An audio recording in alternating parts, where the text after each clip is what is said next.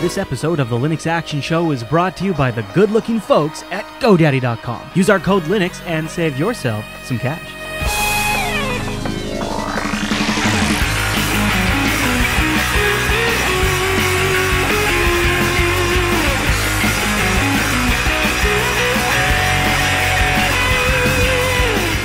And welcome to the Linux Action Show, Season 18, Episode 10. My name is Chris, and joining me on the Skype line is Alan. Hey there, Alan.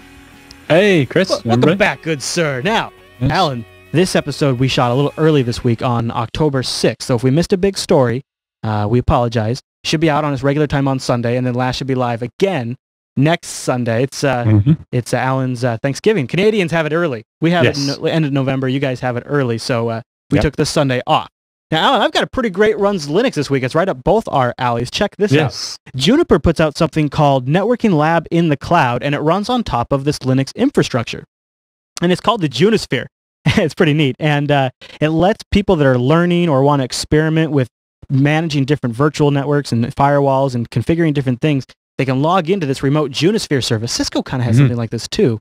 And they can set up these virtual enterprise networks and use it to learn how to protect real-world networks in sort of a simulator. And this entire thing runs on top of this really awesome Linux infrastructure. There's a great article over at Enterprise Networking, and I will include a link in the show notes. That's definitely a cool use of Linux, is to help IT professionals sort of try things out before they actually implement them. And it's a great service also to use as an educational tool when you're learning Juniper systems. And I think Juniper systems, I think of most of their products actually run on top of Linux. It could be BSD, but they're BSD based, Okay. Or used to be BSD, anyway. Right? Okay, that might be what it is, Yeah, it's they use FreeBSD, same as a bunch of other things. But yeah, it's interesting to have a cloud like that. And it kind of jives with our topic today about using VirtualBox, because one of the things you can use with VirtualBox is create a virtual network of 3 or 4 machines. Yeah, absolutely. If you don't need a whole cloud scale thing, you can totally just do VirtualBox. Topic. I should say, so today in the Linux Action Show, we're going to give you VirtualBox noob tips and pro tips. So we kind of started a thread on Google Plus and got all kinds of questions that came in. And so we're going to talk about running VirtualBox in headless mode, what you need to do to get USB working under Linux for VirtualBox, talk about some of the nice GUI options in VirtualBox, and some of the networking features like Alan was just talking about. And of course, in today's episode, we have a ton of news in the news docket, but particularly of interest, we have a lot of follow-up, like the follow-up to the HTC story from last week, and a couple other follow-up stories, including one about kernel.org. So you want to stay tuned for all of that, including our picks, which are just coming up. But before we chat about all of that, it's time to say holler and good morning to the good folks over at GoDaddy.com. And of course, the beautiful Danica Kirkpatrick. And she wants to tell us that if you use the promo code Linux, that's Linux, when you check out, you can save 10% on any order over at GoDaddy. Or if you use the code Linux20, you'll save 20% on hosting plans. And I actually got a really great email from GoDaddy who was sending us compliments on TechSnap, and that they've been watching TechSnap and they're really impressed with the show. So it's good. The really cool thing about GoDaddy is they originally approached us. They were Linux Action Show viewers, and they said, "We love the Linux Action Show. Can we sponsor you guys?" And it's honestly, it's been a fantastic arrangement. So I thank you so much out there when you use those codes, either the Linux code or Linux20, and you're shopping at GoDaddy, because supporting them directly supports the Linux Action Show, and we always appreciate that. I've been using them for ages, and so I was very happy to get a 10% off and support you at the same time. Yeah. Thank you, sir. Let's talk about, we have a couple of picks. First, I'll share my Android pick, and then we'll talk about our universal Linux pick, which I think some people will get a kick out of. But my Linux pick this week, Alan, is specifically for you. You were my inspiration this week, because I know you're on our regular Sunday, you're going to be over at family doing the Canadian Thanksgiving thing. And do you guys just call it Thanksgiving? Yep. Oh, okay. That sounds complicated to me. I don't know how you get it confused with the real Thanksgiving. But anyways. Ours is the real one. Oh, okay.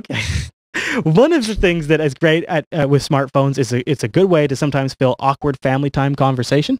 And this app pick is totally for that, especially for guys in our age range. It's called the 80s TV Trivia Game, and it's a free app for Android. And, well, it's exactly that. It's a trivia quiz game based on 80s TV shows, like who came from planet Orc and lived with Mindy? A. Mork, B. Fonzie, C. Richie, or D. Orson. And then you take the vote. Now, isn't that a perfect time killer when you're over at family? So I figure with the holidays coming up for everybody, I'd throw a fun one in there that I've literally just played with a little bit. It's surprisingly really well rated. in the Android app market too. It's got 63 5-star reviews, which isn't bad, but an average rating of 4 stars. So anyways, Nice. a fun app. It's free. You can go check that out if you want to kill some time on your Android device. Now, Alan, the universal app pick that was submitted this week came right from you. Do you want to tell us what it is? Yes, it's playterm.org. Basically, what they do is they record terminal sessions of basically how-tos of command line stuff. It's And a great way to start learning the command line. Yes, and they have a search. Like if I want to say I can search for rsync maybe, and I could get some screencast of people's rsync sessions. Well, no, not on rsync. rsync didn't show anything, but I played with this last night, and there was a few commands on there that were right. And they cover from very basic things like logging into a remote host over SSH using a key instead of a password. Oh, that's so nice. Right. Or even more simple. Or even like this one, how to untar a file. Yeah, how to untar an archive. But they also do complicated things, like how to install an ARM cross-compiler. So that's to compile binaries that will run on ARM while on a regular, like, x86 system. Well, that's fancy. And also, the screencast format's an interesting way to approach to take this. Yeah, and in a meta kind of way, they also have how to compile the TTY recording program, or how to record TTY rec with TTY rec, and then how to compile it while recording it, and so on. But they also have FreeBSD stuff, like how to search the FreeBSD port string. Oh, so nice. it's command line stuff of all kinds of stuff. That's pretty cool. So that again was called what? Playterm.org. Playterm.org. Because it's just playing back terminal sessions. Yeah, and it's pretty interesting. Now, let's talk about the poll I ran last week. Remember that one where we asked people, should we drop the whole seasons format and just go to the episode numbers, go by the actual production number? And I said in that, I'm not inclined to change it because, historical... How things have been done for... Yeah, and so, but we said, if there was like a major swing in the audience, because we've heard from a lot of new people who say it kind of throws them off at first, and that kind of got me thinking. But we ran the poll in last week's episode, and 49.72% said we should drop the season format, which is way more than I expected. Way more, actually. 35% said we should hold on to it, and 14%, just flip a coin is what they said. Now, during the live show, it was about 42% of each, and then the rest under flip a coin. Yeah, so I it was interesting. Expecting it to spread out like it did. The live audience was pretty evenly split, but the download audience has shown some divergence there. But we've talked about it, and for right now, I don't think we're going to drop the season moniker. In fact, I think I'm going to work out the details, but I think I might announce a new season format starting in season 19, so next episode. Something that it's going to be a slightly longer season, I'm thinking, but also allowing for like a week off here and there and things like that. Anyways, I'll work out the details and probably announce a new, more sensible format. And it actually came in from a suggestion from a viewer that I've just sort of adapted. So I'll be kind of excited to unveil that and hopefully have that all ready in next week's episode. And the other thing we should mention, actually, you know what? I'll save it for the end of the show. I'll save it for the end of the show. I got a call out that I'd like to get some community members involved with, but I'll save that till the end. Don't let me forget, Alan, okay? Okay. All right, Alan. Let's do the news.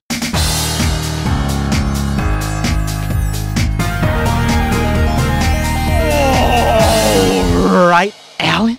Our top story on the news docket for this week is a follow-up to a story I got all cranky about last week, and that's HTC. Oh, not that story. Don't look. I don't want to spoil the beans. That's actually some great news that I'll save for the end of the news docket. No, the story is HTC acknowledges the security vulnerabilities that we talked about in last week's episode, and they're already working on a fix. That's, the bulk of... that is good. That's really the bulk of what I wanted to say. Of course, they don't say that they're going to take the spyware out of your phone. And they don't say how it got there either. Yeah. Well, they put it there. And I know, but they don't say why. Right. And they're going to make it so that not just anyone can access their spyware.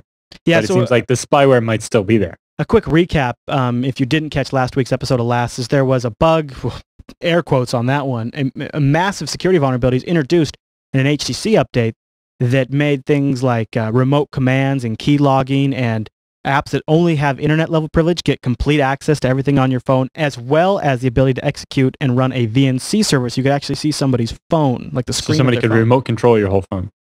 And so HTC obviously is going to hustle on a fix for this. But I wanted to talk about it because I did give them a lot of heat last week, and I thought it was... it's good to see them responding. Yeah. All right. Let's move on to Red Hat. It kind of touches on the topic we covered on TechSnap earlier this week with AT&T exposing a problem on the Galaxy S2. Yeah, it is very similar and so close to each other as well.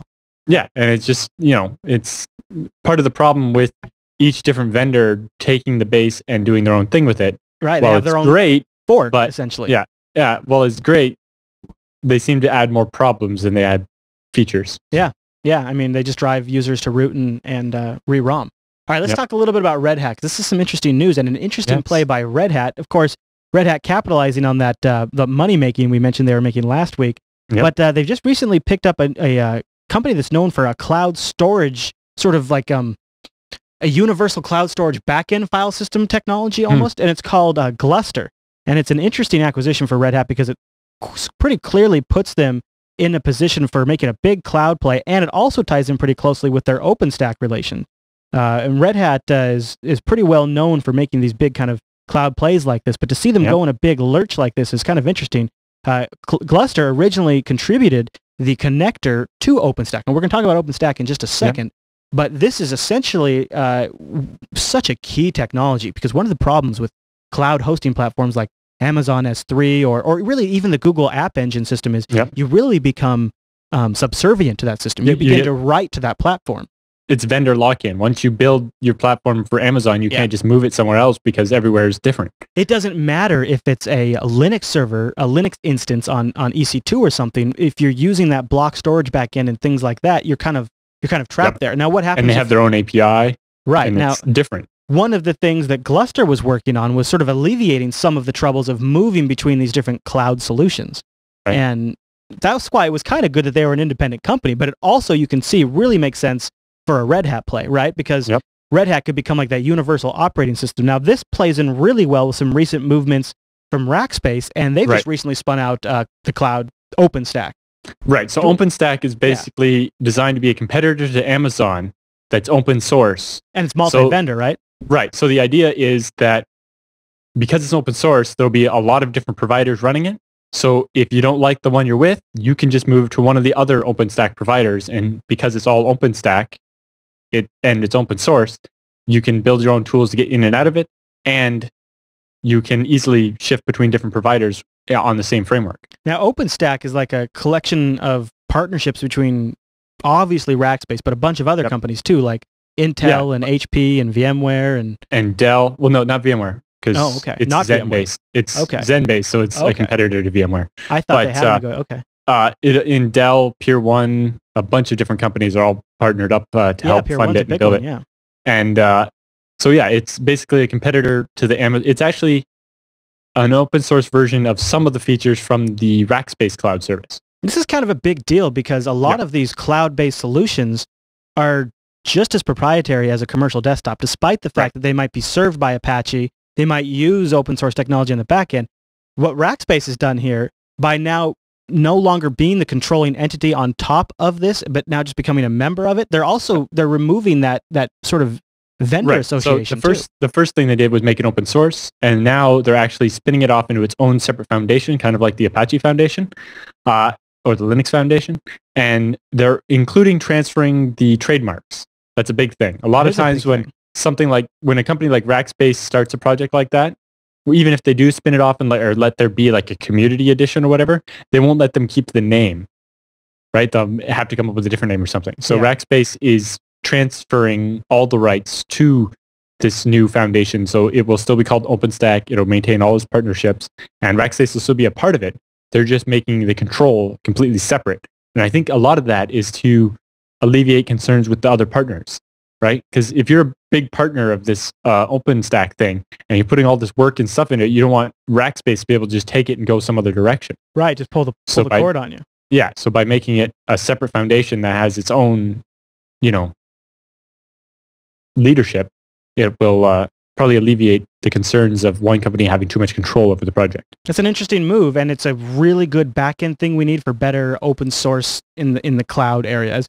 For sure. It's like we just I felt like open source won this massive battle towards standards and getting open back-end services on networking and websites, and LAMP just was so huge. But now I feel like those technologies could be getting slightly transmuted into something a little more closed, and big moves by big players like this are really important. And to see Red Hat just being tied right in at the leading forefront of this is awesome. And really, they're the perfect Linux vendor to help push this forward and have Linux have a really strong voice in that setup. So that's awesome. All right. It is. So moving on from the Red Hat news, let's talk about, and the OpenStack news, let's talk about what we might be getting our hands on sooner than later if ZA Reason has their way. Now, ZA Reason is a Linux desktop and laptop vendor. Like they sell like Ubuntu systems, kind of like a System 76. And they've been talking about a new 10-inch portable tablet that will run Linux, like it'll be Ubuntu or whatever you want. It's going to be a dual ARM-based system. Like I said, 10-inch screen, 512 megs of RAM with an NVIDIA Tegra chip. Now, I don't know what the price is going to be, but they're intending it to take on the iPad. They're expecting that you'll be able to run things like, you know, GNOME or Unity or KDE, whatever you want on there, as long as it can run on an ARM chip. And I don't know. We'll see. The reason why I think it's worth mentioning is because ZA Reason already has a bit of a track record in shipping hardware. So it's not like they're just a company that's being created out of thin air to all of a sudden sell They already have the infrastructure to be able to actually support something like this. So that could be really cool because, you know, I honestly would be totally thrilled with a tablet that was thin like a Galaxy Tab, but a full Linux desktop. And full Linux, full open source. Any OS I want. Any OS I want to put on there. I should be able to hook up like a USB CD-ROM and boot off a live CD and load the OS like I loaded on a netbook. Because you know, it could work just like a netbook could, just in a different form factor, especially with ARM the main CPUs. difference there is just the ARM CPU. That's the only difference between a netbook. That makes that form factor more of a reality, though, more of a possibility. Yes, exactly. So pretty exciting. We'll see where it goes. It is. And you know, ZA Reason, if you guys watch and want to send a review unit, hook me up, chris@linuxactionshow.com or chris@juniperbroadcasting.com. All right, so let's move on to the rumors of Netflix. Seems like two things haunt the Linux community these days. Rumors of Steam and rumors of Netflix. But the Netflix one, Netflix is extra salt in the wound because A, Chrome OS runs on Linux and you have a Netflix plugin. B, Android runs on top of Linux. Almost all the Android devices can play Netflix now. All right? Plus, on top of that, my Boxy Box runs Linux. Guess what? Plays Netflix. And you know what the Roku plays? Or runs? Linux. And you know what? It's a great Netflix box. All these Linux systems can do Netflix if they allow it. So the rumors just don't stop. Of course. And then why should they, right? Well, OMG Ubuntu actually has a quote straight from a Netflix engineer. So this is actually something of a little substance here. This is great. He said, when we called Netflix out for not having Linux support, Netflix contacted them and they said, no, Netflix engineers are working on a proprietary Linux client that should be available in the next 12 months. The engineers from Netflix are hardcore Linux users themselves and advocates of open source and share the frustration that Netflix had not made headway on Linux sooner. They indicated that work is underway but is not a priority project, which means it could take up to 12 months. Yeah. Womp womp. But it's being worked on. Well, you can see the first problem was that their streaming platform for Windows was the Silverlight. Yeah. And then for the phone ones they do, I think it's just HTTP live streaming. Yeah. But because those are more lockdown platforms, they have fewer concerns with especially the movie rights holders have fewer concerns about people pirating the movies. Right. I guess the issue especially because the version they send to your phone isn't as high quality as the version they would send to your desktop. Right. Oh, that's so true. For the Linux one, I think what they're mostly worried about is the ability of people to capture that full HD stream and keep a copy of the movie. I guess that is probably the issue, because on the desktop they wrap it in Silverlight, and on the mobile you can't really capture an H.264 stream to your mobile SD card or something. Right. But on a Linux box, but you know, that's kind of BS because I could just run a screen capture program now and just get that too. So if I really wanted it, I could do it. But you're probably right. But you might not get the full HD effect. Like if you could capture the actual source material as it comes across. That explains why they want to do a proprietary client, so that way they can do like DRM management inside that thing. Right. It's less about Netflix wanting to do that and more about their contracts with the movie rights holders saying they have to do that. No, of course. I understand. It still sucks though, and it does suck. They're the only person we can beat on about it to make them go apply pressure to the studios. So you really think it just comes down to a matter of controlling the stream? And I thought maybe we'd see it with like the Chrome native client, but it sounds like they're maybe going to just do a separate. I guess I'd take it. The thing that sucks about it is it means that it's not going to work on ARM, and of course ARM's going to blow up in Linux in the next year. So just in time, in 12 months, we'll get a Netflix client that only works on x86 systems, and then we'll have a bunch of tablets that are awesome for Linux. So they're always going to be in a state of perpetually being behind. Yeah. I hate DRM. All right, Alan. Well, let's move on to the good news about kernel.org. What do you say? Yes. It's back. Kernel.org, which was down for a lot longer than I personally expected. Quite a while, yeah. But they wanted to be sure. And you know what they've been saying a lot is check your box for infections. They believe some Linux kernel developers were compromised, and then through them and probably their maybe SSH keys or something like that got to the kernel.org mirror. Yeah, because that was one of the first things they said was everybody knew SSH keys now. Yeah, it's not like they're directly blaming developers, but they're kind of saying like it wasn't our fault. How many people are guilty of being lazy and having no password on their SSH keys? But I just wanted to say, welcome back to kernel.org. It is good to have the great bird in the sky again. And you know, there's a lot of little scripts out there that connect to kernel.org for mirrored files. And when they were having their mirrors down and stuff like that, I had a lot of little things that just didn't work that you'd kind of take for granted how much of a iconic... that's worked for 5 years. What is it doing? Yeah, kernel.org has become like an iconic resource that I just always expect to have available like that when I flip on a light switch. So it was interesting to see it down for a while. Now I suppose now Linus is going to move off of GitHub and move the kernel source tree back onto the kernel.org. I guess they're not fully back up and fully operational yet. Like they still have some services that aren't fully restored. So I don't know when that happens, but I suppose that would be the next step. Right, but also does kernel.org have like full-time admins or is it all volunteers? I think they have. I think the Linux Foundation pays for some full-time admins. Okay. I don't know if they're like employed directly by the kernel.org. I don't know if that's like a separate company or what, but yeah. Or if it's kind of like a part-time thing. Yeah. All right. So now the last story on the news docket. It's a little bit more compact news docket because we're only shooting this one on Thursday instead of waiting to Sunday. But this is so awesome. So last week on the episode, we got Ven on from Linux Gamecast, and he talked a little bit about the Frozen Synapse bundle. Now, one of the things since the Humble Indie bundles have launched, we've covered them on the Linux Action Show because they're awesome supporters of Linux. Yep. One of the things that Brian and I have always pointed out, and it's my pleasure to be able to point this out again, is Linux is always ranked as the majority in terms of amount of contribution. Linux users, on average, always pay more than the other platform users do, and that's always a point of pride, for sure, for the Linux Action Show. Yep. But this year, this time around, I don't know who it was. If you know who you are, get a hold of me. I am so honored that the number 6 contributor right now to the Humble or Synapse bundle is Linux Action Show fan. It's not a ton of money, awesome. But a Linux Action Show fan contributed $266 and gave us an awesome plug, and that is that's crazy good. Isn't that awesome? So, and not only is Linux just always the most generous on average. On average, Linux users contributed $9, Mac users $6, and Windows $4.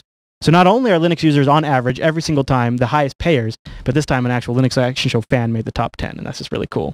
That's great. And I want to say thank you. That's awesome. Really, that's awesome PR marketing too, right there, right? That's a great spot to be because people are like, what's that? I'm going to look that up. So that's just a multi-level thanks, and I appreciate that. All right, Alan.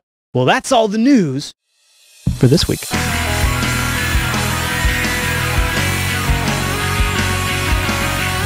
And it is now time to talk a little bit about VirtualBox. And we're going to try to cover some high-end features of VirtualBox and some beginner features of VirtualBox, because one of the things we'll probably start doing here on Linux Action Show with our next review is releasing the unit we review, if we review it inside a virtual machine, as a download for you. And they're going to be VirtualBox files, so we thought before we start doing that, we'll give you a quick introduction. And we ran a question on Google+, and a lot of you had beginner questions, new, all kinds of different stuff. And Alan and I have both ran VirtualBox for ages, but the fun part for me, and you can actually see this if you just watch the Linux Action Show for a long time, you can just watch my progression. I start out as a bit of a virtualization schnob coming from the background of VMware ESX, and I thumb my nose up at VirtualBox because it was less of a product. But over time, I actually now use VirtualBox as my preferred virtualization platform. So it's exciting for me to talk about it because I've gone from a hater to a lover, and that journey is always whenever you can be won over like that, it's always something to share there. First of all, before we go, let's start with a real technical one, because we're going to talk a lot of the basics too. But I think the number one question on people's mind is, can you run VirtualBox in headless mode? Without a GUI. Specifically, if you have your home server or whatever, and you only have a couple of gigs of RAM, you want to run 2 or more virtual machines. You don't want to sacrifice all the RAM of running, a desktop environment like GNOME or whatever. So if you can run it just over SSH and just in the command line, then that's that much more RAM you can use for the virtual machine. Yeah, and it means you can control it remotely. Exactly. And you can script it and all kinds of stuff because they have this VirtualBox. After you install the VirtualBox package, and you can go download it from virtualbox.org, and they have it. And I would recommend you actually go download it and skip the repo versions if you can. They're usually 1 or 2 behind, and it's Oracle. And I don't know why they're not screwing this up yet, but Oracle is just cranking out one awesome version after another. They just this last week, in fact, it's one of the main things that brought up on our radar is VirtualBox just released like 4.11 or something like that. And it's a solid, every time it's a solid release. So go to their site and download it. But like Alan is saying, is after you install VirtualBox, you get this command line command called VBox Manage. And VBox Manage is everything you can pretty much do in the GUI, you can do on the command line. Including more stuff that you can't do in the GUI. Yeah, that's true. Stuff they haven't hooked even up. on Windows, the VBox Manage command line even works on Windows.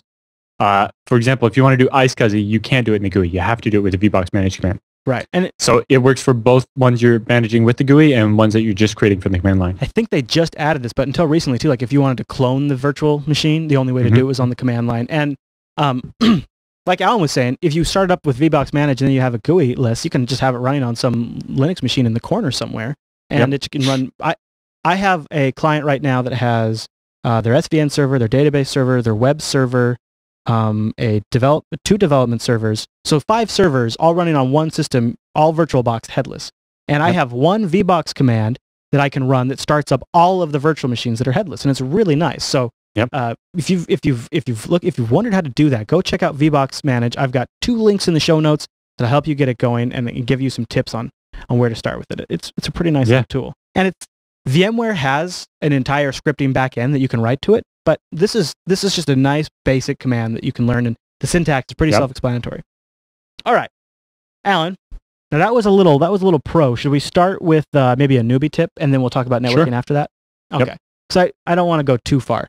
One of the challenges people will have when they get started with VirtualBox is if you're on Linux, this doesn't apply to Mac or Windows users, but if you're hosting on Linux and you plug in a USB device, not on all Linux distributions will that USB device immediately work in the VirtualBox virtual machine. You might have to add yourself to a security group or something like that. It kind of depends on your distro, but it's a security thing. It's a permissions thing on what users have access to USB devices. In the case of Ubuntu, there's actually like a VBox users group, and if you add your user to that VBox users group, your USB devices will start working inside your virtual machine immediately. So I know that throws a lot of you off. That's one of the things I heard about from you, and I that's one of the things that I just forgot about because I've set that years ago and just never thought about it again. Yeah, there's a similar thing for the virtual networking, which we'll get to in a minute. If, for example, on my system, the VBox headless runs as a different user. Yeah, sure. So because they're actually for customers, so the customers are jailed in their own user, and so they don't have root privileges. Right. So to be able to create those virtual network adapters, I had to do some tweaking to make it so they had permission to access the network adapter. That's probably a good segue. Why would you want virtual network adapters? What do you use them for? Well, in our case, that's how we assign their IP addresses and do virtual VLANs. And so if they have 2 virtual machines with us, the 2 virtual machines can be on a private LAN, but they're not on a shared media with the other customers. So they can't Wireshark each other's traffic. Right. They're as far as the operating systems are concerned and the guests, they're like plugged into like private switches. Like they think there's a physical private network that they're on. It's a great little feature. On that client where I mentioned they have 5 VirtualBox headless systems, they also, the virtual machines run as a separate user and which has limited rights on the system. So that way if it's compromised, there's not a lot they can get to. And I use it. So all of these servers that need to talk to each other, there's this private server network that runs inside this fake VirtualBox network. And they each have an adapter that's plugged into this fake network, and they can communicate on a 192 network. And then the host machine runs IP tables and Squid and takes the inbound connections and routes them to the appropriate internal machine. So that way, the virtual machines are never actually communicating directly with the public internet, which reduces the attack surface. It's really kind of a nice way to go. But it's also good for testing, like version testing. Like if you don't want 2 things competing with each other, maybe 2 computers with the same IP address or 2 computers with the same network name, you can isolate it on its own private network and then do your testing. Yeah, we did this a lot when we would teach classes. For example, when we were teaching the Microsoft admin class, everybody had an image of the same domain controller. So they had to be isolated. Otherwise, it would be like, why are there 50 domain controllers with the same host name? Yeah, but this really though, for laughs, what I like doing is this is how you can bang on just about any distro that piques your interest without having to repartition or worry about your boot manager. You just throw it in this VirtualBox and check it out. And yeah, you can do like, one of the things I did in VirtualBox just for fun was I experimented when I was going to do some Bitcoin mining. I thought about doing it so all of my Bitcoin miners would boot off of a network Linux server and then just be like, just networking. So no medium, Hardware. no storage on the Bitcoin miner at all. But I didn't want to like screw up my DHCP config and get, stuff going out on my main network where we do productions for shows and stuff. So I set up a server on a virtual network with a DHCP server on it. Didn't affect any of my stuff. And I just played around with this couple of Linux boxes for a few days with no worry about impacting anything in production. And when we used to teach the network class, we would have one lab where they would build a transparent proxy and have to block certain websites and so on. Oh, and nice. So to do that, what they would do is they create two virtual machines. The first one would be the router. So it would have two virtual network cards. Right. The first virtual network card was bridged to the physical adapter in the real computer and would get a DHCP address on the real network. So that's its WAN connection, basically. And then it would have a LAN connection that was a VirtualBox private network that went to the second virtual machine. And then, so the first virtual machine with the two network cards was a router. So it would have pfSense, or in this class, they had to make their own FreeBSD router. And then the second machine would either be a Linux client or a Windows client or whatever. And then they would fire up Firefox and try to go to Facebook. And then on their router, they would have a rule that blocked Facebook. Yep, nice. And so this allowed them to test it. And this was a big improvement because when I was a student, the way we had to do this was each row in the classroom was connected. Each row was connected to a hub, and that hub went to a server at the back, one for each row, and then that server went to the network. And so that server would be the gateway. But so that meant that you had to work as a group, and you didn't get to learn it as well. So this way, each student got to have their own private three machines. Now, I probably should apologize for going this far and not disclaiming that one of the things that trips people up when they're checking out VirtualBox is there's two editions of VirtualBox.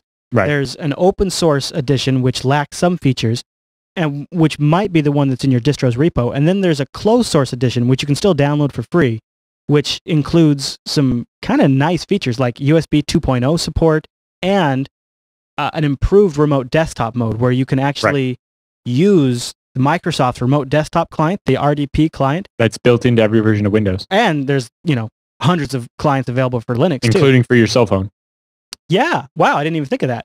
And you can actually then use that remote desktop client to connect to the console of your virtual machine, which is slick. It gives you complete access, so you can use it to install the operating system. Yeah. Or change the BIOS and everything. It's like it's a monitor into the machine, which is an awesome way to leverage those headless systems when you do need to get to the console of them. So you can combine that with headless, and that's really rocking. Yeah, so you set up the headless system on a machine that doesn't even have a monitor, and then from a machine that does, you remote control it.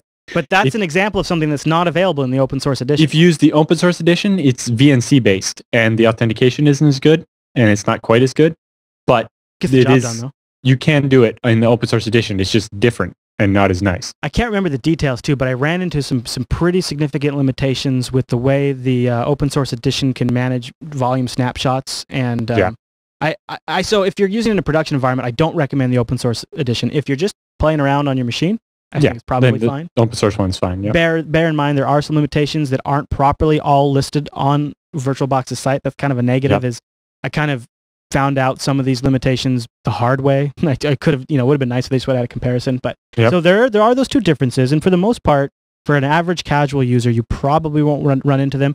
I actually really like that remote desktop feature because it does update a little faster, and if you're using a GUI, it kind of makes a difference.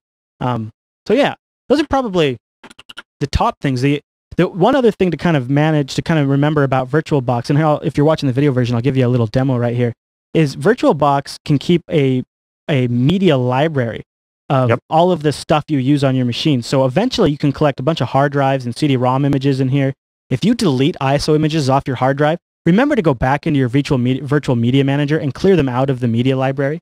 Yep. Because VirtualBox doesn't know they're gone, and so they'll still show up as an option. And if you get a bunch in there that are missing, it sometimes makes VirtualBox take a little longer to start up. Yep. And so just kind of keep those images cleaned up. With the hard drives, when you go to delete a virtual hard drive, it'll ask you, do you want to just delete it from the library, or do you want to delete the file? Yeah. Yeah. And make sure you choose the right option. And I guess the last bit of advice is because it kind of ties in with the library and the file, because the library is the machine and all its settings and everything like that, and then the actual VHD file is its actual storage. If you can, put that VHD file on a separate drive than your main hard drive. Because think about it, you're running another operating system. That disk I/O, you're now sharing between your host system, your Linux desktop, and all of the programs you have running, and another operating system. You can move that workload out onto a separate hard drive. You'll notice a really big difference. Yep. And another thing is, if that second hard drive is separated into partitions, and one of those partitions is empty, you can use that as the virtual hard drive.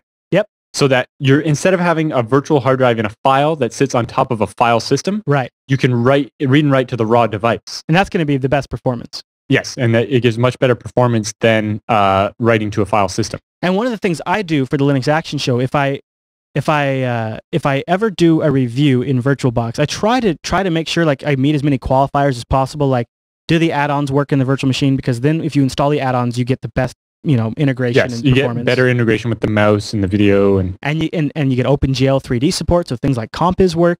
I always try to make sure I can try to do those kinds of things. The other thing I do is I went out and bought a little 128 gigabyte, because SSDs are expensive, but little 120 gigabyte SSD hard drive, and I just dedicate that to my VirtualBox machines. It's not a ton of storage, but it helps.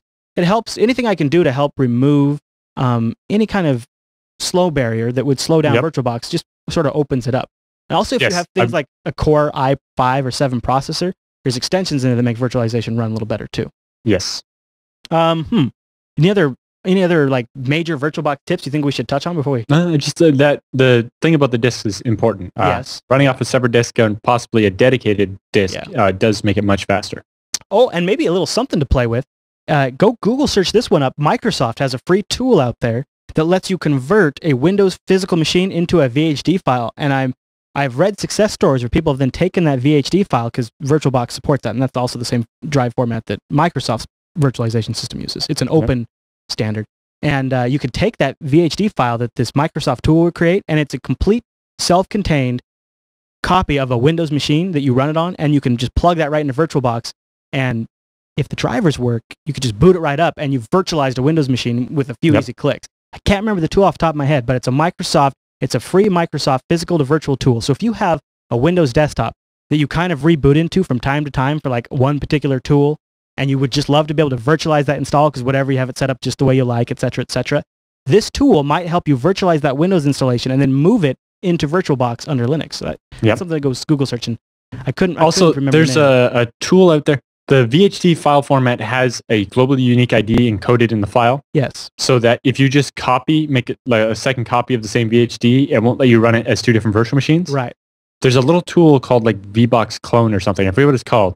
That will basically, it copies it and does a hex edit of the There's now a VBox manage command too, that when you make a clone, it'll increment that unique identifier. Right. That's in the newer updates. This is what I'm saying. It's probably worth downloading one of the newer versions of VirtualBox, because some repos don't have some of the things we're talking about just yet. But so that's VirtualBox. And now when you hear us talking about it in the future reviews, and we link the VHD file for you to download of some of the systems we'll be reviewing, now you have a little background on what VirtualBox is and how you can use it. And hopefully you guys can start trying out different distros and tell us what you think. And might be a great way for you to just experiment and try crazy stuff. Maybe go try PCBSD or FreeBSD. Something crazy like that. Or if you want to try some of the crazier features in pfSense, like the captive portal. Yes. It's a great way you to can do that. And you can do it so that only the virtual machines behind your pfSense are actually captured by the portal. Absolutely. All right, Alan. Well, that's the Linux Action Show's look at VirtualBox. And that brings us to the end of this week's broadcast. I want to thank everyone for tuning in. And Alan, thank you again for joining me. No problem. Now, at the top of the show, I teased a little something, a little thing we're going to do. And it's a good thing I only teased it, because shortly after I realized this little problem is already taken care of for me. So TechSnap has a subreddit, links.techsnap.tv. And it's been a huge success. But one of the things people have done is they've submitted Linux Action Show stories because they didn't have any other place to submit them. So we thought, well, we need a Linux Action Show subreddit. And it turns out there's already one made, and it's awesome. And I want to say thanks to Nate. Reach out to me and tell me, I want to thank you, man. And I want to solicit some other moderators, some people to help pump content in here and vote things and moderate things. Anyways, go check it out, you guys.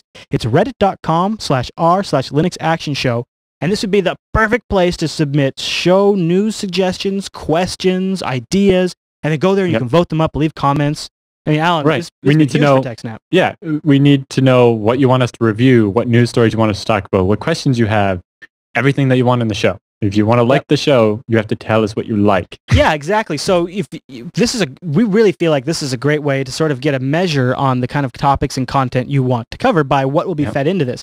And then we'll have an idea if we want to take the show in more frequent technical directions or keep things a little on the lighter side and focus more on the reviews and user end stuff. I talk more about BSD, for example. All these.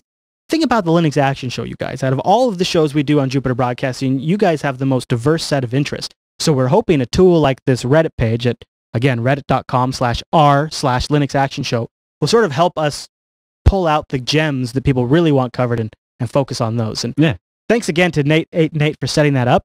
And if you would be interested in helping me moderate and be an active participant in that subreddit, email me, chris@jupiterbroadcasting.com. Oh, and one last plea. I made the same plea on TechSnap, but this week I broke my my precious Nexus S. And if you've had any success with like maybe on some online service or somewhere where you've sent in your Android phone to have it fixed, I'd like to know because I'd like to do the same thing. You smash the screen. Chris@Linux or Chris@JupiterBroadcasting.com. And I'd like to know what you use because I want to get my Nexus S fixed. It's my baby. Mm-hmm. Plus, I look like a dork making calls on a Galaxy Tab. It's like it's like a it looks ridiculous. Yeah, it's huge. It does. All right, everyone. Well, the Linux Action Show will be back at its regular live time on Sunday at 10 a.m. Pacific over at jblive.tv, which is then released for download on demand later that Sunday. So we'll be back at our regular time, but expect some movement, some moving and shaking over the next few weeks because it is holiday season time and that starts to happen. So one of the best ways to just kind of keep abreast, I said it, of all of those things is go to jupiterbroadcasting.com/calendar, where we try to be vigilant about keeping everybody up to date. Because who doesn't like abreast? Everybody likes to be abreast, Alan. That's why you want to go over to jupiterbroadcasting.com/calendar. Take that abreast onto yourself. All right, everyone. Well, thanks so much for tuning into this week's episode of the Linux Action Show, and we'll see you right back here next week.